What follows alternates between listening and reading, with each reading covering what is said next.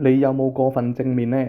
根據香港突破機構喺2021年嘅調查，一半嘅青少年對社會同埋個人生活感覺到壓力，而有60%嘅青少年認同，就算我情緒低落，都要表現得好開朗。根據哈佛大學嘅研究，過度積極嘅思維會抑制負面情緒嘅表達，咁樣反而會增加長期壓力同埋焦慮嘅風險。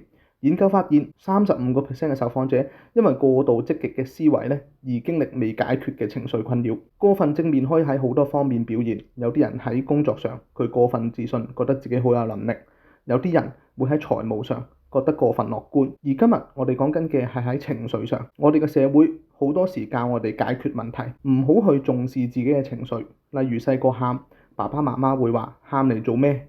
我哋要解決問題。唔開心嘅時候，朋友或者都建議我哋點樣處理件事先至係最好，但咁樣會抑壓咗我哋嘅負面情緒。好多時我覺得生活嘅問題都係情緒嘅問題，只要我覺得平和歡樂，好多嘢都可以迎刃而解嘅。